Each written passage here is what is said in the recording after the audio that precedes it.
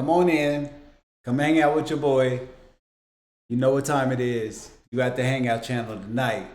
What I like to introduce to you guys is the episode in part 3 of Alien Races. If you haven't seen part 1 and part 2, I would suggest go back to the archives and catch up to what I'm about to display with the beauty of just the nature of evolving mentally and having your mind expand past this normal 9 to 5 nature in which we live. Just think about it. What we live today is a man made concept. But what's internal and eternal is something that's way beyond just this man made concept, something that expands beyond these stars into maybe and possibly other galaxies in which we're from. Has anybody ever thought or took the time to think about how important this is to one's nature to believe in or knowing oneself? With that being said, let's go in and let's delve into something to expand our minds with at the Hangout channel. Come on. Welcome to the third episode of Different Aliens We Know Exist, where we delve into the existence of various extraterrestrial beings that have visited or made contact with planet Earth. Just like humanity, extraterrestrial beings can exhibit a spectrum of good or evil. Recognizing this duality is imperative as we delve into confidential UFO files, spiritual medium channels, and close encounters. The Nakals of the planet Ramai from a star system named Capella in the Auriga constellation. They are short and bulky, with square jaws and elongated skull.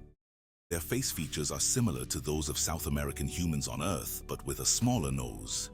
Their eyes are black, brown, or dark gray, stretched and slender, and their slightly pointed ears. The Nakals have been on Earth even before the arrival of the Anunnaki, but after the pt3. They established Lemuria and helped the Anunnaki Atlanteans of Nibiru establish Atlantis. After the wars with Selosi reached temporary domination of Earth, the Nakals refused to bow down to the hierarchical Selosi rule and formed the U Empire, choosing to move underground. Settling in the South and Central American continents, they were at the origin of the rise of the Mayan civilization. Considerably advanced in sciences, they taught the Mayans about astronomy and time, and then left and departed.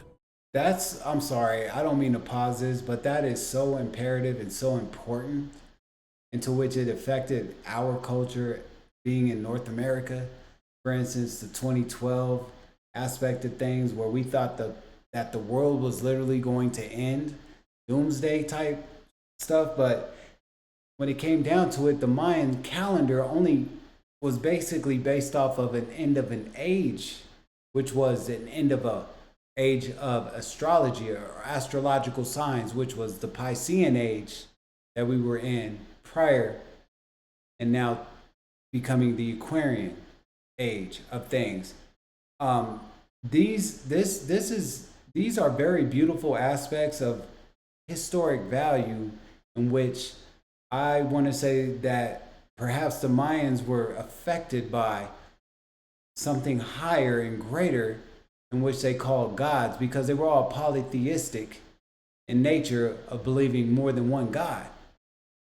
And perhaps that was the becoming of what their nature was in seeing something come down from the stars.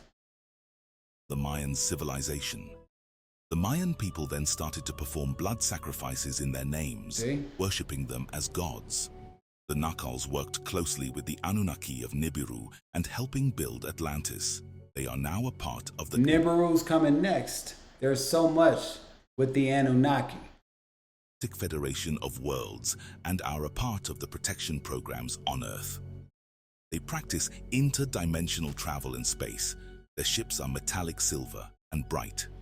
The Liani are from the first planet Igoria of the Vega Man system. Unfortunately, first in line when the massive Draconian Empire fleet approached. They are tall humanoids with feline face features for the upper part of their head, from their flat nose with noticeable nostrils to their long, heavy red or golden hair, although their mouth is humanoid-like, as are the rest of their bodies. Their ears are small and rounded, and they have a tail. Their skin, generally light brown, is covered with a short silky fur, and their eyes are of all sorts of shades, amber and turquoise being the most common color. Since the Lyran-Orion Wars, their kind has spread widely throughout the galaxy, and they are now true master of genetics, adapting their physiology to the new environments, giving birth to a wide genetic diversity of features, as, for instance, the bird-like mutation in the Carian system of Orion. The Lani and the sister breed Tali are naturally compatible, and their crossbreed is named Ayal. Next are the Aramani Cetanes from a planet named Araman in the Tau Ceti system called Norca, and their very name attests of their Lyran origin. Aramani, in the ancient Lyran common root language, means the exiled men humanoid. The Aramani are a race of tan-skinned 5'5" tall humans with slightly pointed ears, dark hair, and strong muscular density. They are genetically descendant of the Lyran. That looked like Atlantis. Race, a mixed group of humanoid who fled the attack of their world by the Draco Empire. They developed a fair civilization which principles are based on justice. Not eager to conquests, Aramani have interest in Earth only for scientific curiosity, and by duty to the Galactic Federation of Worlds, to whom they are affiliated. In alliance with the Anunnaki of Nibiru and later Anunnaki Pleiadians, as well as with other Anunnaki societies who have been victims of the reptilian collective, they collaborated to the establishment of a The reptilians, man, the draconian reptilians are some evil, wicked individuals on some real defense against their reptilian nemesis. They visit Earth only when in collaboration with the work of the Galactic Federation of Worlds, whose main work is to raise the awareness of the Earthlings about the subversion of their societies by other races, notably the Draconians, Maitra, and Kiali Tokurt, helping them identify and expose corrupt institutions and elites' manipulation in liaison with these enemies, uplifting human consciousness and developing strategies against advanced mind control technologies, monitoring extraterrestrial infiltration, deprogramming mind control, rescuing abductees, and implant removal. It is known that they were rewarded by the Anunnaki royals of Nibiru to genetically mark and rule a people during the genetic engineering of Homo sapiens sapien. Their ships are discoidal and of a very pristine shape. The Afim Spianzi are from the planet Afiola in the star system Aldoram. They have blue skin covered with blue spots, darker for males and lighter for females, with stretched eyes angled upwards. Afim Spianzi are of smaller stature than Earth humans, and they not need oxygen, largest percentage of their planet's atmosphere in hydrogen. Their real name Afim, but they call themselves Afim Spianzi because of a war they won against the Spianzi race, 12 times more numerous with 35 more ships and resources than Afim. Their name on its own is a warning to other races. Afim society is based on a warrior patriarchy structure, and although they developed space travel and technology, thanks to the help of Seleucii and Lyrans, their culture is still an early one. This is a good example of premature intercultural contact. They colonized 10 planets in non-violent ways, but Afim have no desire of conquest on Terra, aware to be outnumbered by the forces of the Galactic Federation, which they are part of, and the Reptilian Orion Alliance. They are an observing race. We need to become a part of the Galactic Federation. And I think the reason why we're not a part of that is because we're still battling with oneself. What I mean by that is man against man. Because we are too busy being spoiled brats up on this planet and fighting for natural resources and trying to overpower one another when we should collectively become one in the name of love. We're too ignorant about that right now, man. I mean, hence the reason politics exist and things of opposite nature but from the same difference exist. It makes no sense if you think about it. Their technology is so advanced and developed that they can travel to Earth within 20 Earth minutes. They visit Earth to study human deviation. When they are close to humans, they can become invisible if they don't wish to be seen. They can be found in mainly places of deviance such as entertainment facilities, mental hospitals, and even music festivals. Hey, kicking it. Their ships are small and spherical, metallic aspect, and silver with a transversal band of windows and lights. They know warp speed and space bending. The next extraterrestrial species to mention is the Canis, originating from the star system Canis Major. These beings are canine aliens hailing from the planet Nu 2, where they preside over a significant expanse of their star system.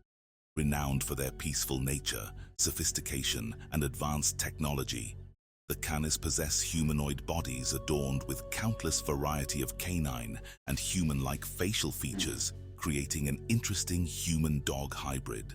Standing at impressive heights of either 4 to 6 feet, walking upright, they are esteemed members of the Galactic Alliance, always well-groomed, and usually wearing luxurious long robes, and many are also hired skilled mercenaries and technical engineers.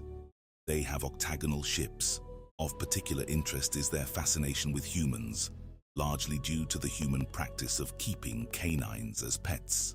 Think about this. All the species that we have on this planet alone, and especially within the ocean, on the depths of the ocean, all the way to the top in the land that we dwell upon. So many species. Where did they all come from? If you think about the origination of all species, do you think it all came from just the planet Terra, as they say? Planet Gaia, planet Earth? Makes you think, man. It's speculated that their ancestors played a role in the evolution of planet Earth's canines during the seeding of Tiamat, particularly the grey wolf. It is also important to know this is where the term of werewolves and skinwalkers began, a race of dog people. Despite evolving differently over millions of years, influenced by draconian interbreeding programs, the Canis species maintain a close genetic connection to Earth's canine species. Additionally, they also have a penchant for keeping other mammals, such as monkeys, as pets in their own society. The Orella originate from the Ophiuchus constellation and are part of the Council of Five. Tall grey beings, very slim. Orelli have a high, thin, long neck, a triangular face with a slit for the mouth, barely visible nostrils, and slanted eyes with pupil. They are very old, very wise, and ambassadors for peace in the High Council of the Galactic Federation of the Worlds. They have 2 genders, but do not copulate for reproduction anymore, as this function became inefficient with their evolution. They now fabricate new organic individual bodies and imbue in it soul from their matrix.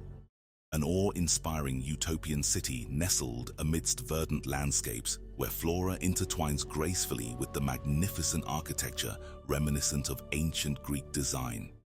Here, in this advanced civilization crafted by the hands of an extraterrestrial race, technology and nature coalesce harmoniously to create a realm of unparalleled beauty and serenity. Peace reigns supreme, and democracy flourishes in its purest form.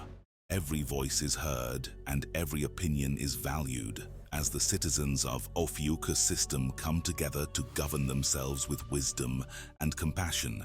Conflict is virtually unknown, replaced instead by a collective desire to nurture and protect the precious gift of life. That's where we need to be. They have round, flat ships, but rarely ever travel out of their world, as they perform instead interdimensional resonance. The Alcobata are located on the planet Erdam II in the Goroneo system, which is their original world, but their race had extended far out in this galaxy and unfortunately beyond. Alcobata have 5 bony points sticking out of top of their skull. They are extremely aggressive and considered by the Galactic Federation of Worlds as a parasite race. They are a warrior class-based society and very complex in its hierarchical structure. Their religious system is also very complicated with a myriad of gods. They breed by eggs or by mammal way, as there are two ways of reproduction. They have androgynous ability and can inseminate themselves when chosen time has come. For this transformation, they produce a particular hormone which will activate the reproductive function. The offspring from the eggs and the offspring from the womb biologically have different purposes in the society. Females procreate by womb individuals assigned to practical social and political roles of both genders. The offspring from eggs, predominantly males, are fit to be warriors and are particularly aggressive. The Alkobata have colonized 200 planets currently, frequent and ongoing abductions of humans, a practice they perform on all their colonized worlds, purpose unknown but suspected slavery. They do not like to interact with other alien races. They are very aggressive hostile civilization. They are suspected to have been involved in several plane crashes. The most case known was the Korean Airlines flight EO-07 over Russia in 1983. The Russians might have had something to do with the Malaysian airline just disappearing. Y'all remember that? And accepted the blame for it. Last sighting was in Canada in September 2001. Alkobata have 5,000 ships. Their ships are very fast and their space travel technology has made them one of the most dangerous races, as they can move very fast. The Kai species are pacifist reptilian fish hybrids that are well involved in galactic diplomacy. Their world is luxuriant with life, and the abundance of resources could have attracted the attention of some malevolent empires if the haze of acidic clouds surrounding their world had not discouraged them to chance an assault. Kai reptiloids strive on a very rare environment which particular conditions wouldn't suit the two-thirds of all other species in the galaxy. And they can leave their world to travel only in environmental suits and ships made with a very particular metal. Kai cannot breathe any other air than theirs. The Federation's breathing implants range does not work on them. The vegetation of the Kai planet is unlike anything seen on Earth, with flora that seems to glow with an otherworldly luminescence, casting a soft iridescent glow over the entire cityscape. Trees with branches that reach towards the heavens sway gently in the breeze, their leaves shimmering like precious gems in the sunlight. It's not just the breathtaking scenery that captivates the senses on the planet. The inhabitants of this celestial haven are as remarkable as the world they inhabit. Possessing technology on par with that of humanity, they have chosen to harness its power not for conquest or dominance, for the betterment of society and the preservation of their harmonious way of life. Next are the Indugutk, who are extremely violent. Their homeworld is Urud Prime, an artificially engineered planet in the Bellatrix system. Indugtks are saurian reptiloids native to Urud. They are extremely violent in nature and look like tall, white reptiloid greys. They have a narrow, wrinkled face with elongated skull, a large mouth, thick brow ridge, and very long neck. They do not wear clothing. You can recognize them by this specific smell they produce before even seeing them, and which reminds of burnt sulfur. Indugtk have treaties with the Earth's government involved in space programs such as US, Russia, and China, for they have bases on the moon for mining using slaves from all galaxies for this chore.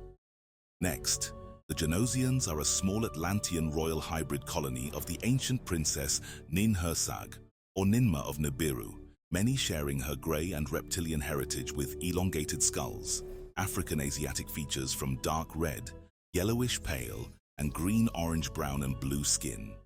Most are mulatto hybrids with usually no hair or very straight dark hair or curly locks, slimmer bodies compared to the other Anunnaki royal houses with muscular body features. They are popularly known as the colored race due to their multiple skin tones. In the Atlantean language, it means Outpost 361, which tells how widely extended is their presence in this galaxy and beyond. This blue planet has 3 suns, 4 moons, and is a subtropical temperate much like the planet Nibiru, terraformed and engineered for living beings to flourish. They are an exiled colony who left your solar system when their planet, Janos, also known as Maldek, located between Mars and Jupiter, was pulverized by the Orion Empire and Matrix, which is now our asteroid belt between Jupiter and Mars. These beings made contact with Earth's psychic Maria Orsic in 1919, expressing themselves in the ancient Earth language still in use by them known as Sumerian. Interestingly, this group shares ancestors with the royal Adari house, who were the gods to ancient Hindu texts on Earth. If you like this episode, we would highly recommend reading Elena Darnan's book, A Gift from the Stars and Alien Races, for a deeper dive onto these mysteries on Earth's cosmic visitors and ancestors. Hey, if you like this episode, this is so intriguing to me because it unlocks my mind from being stabilized within this human existence, and especially this man-made existence of a form of control, to have us thinking 9 to 5, go to sleep, have a 2-day weekend, and go back at it on Monday just to do the same thing repetitively until we're too old to even understand oneself. So with that being said, please hit that thumbs up, subscribe with your boy, and there's so much more knowledge, so much more experience as a human species to gain, in which we are all created under the stars of the all creator, in which created everything. So please enjoy this entertainment and enjoy this knowledge to express oneself. Do your research for yourself to understand oneself. I'll be in touch. One love.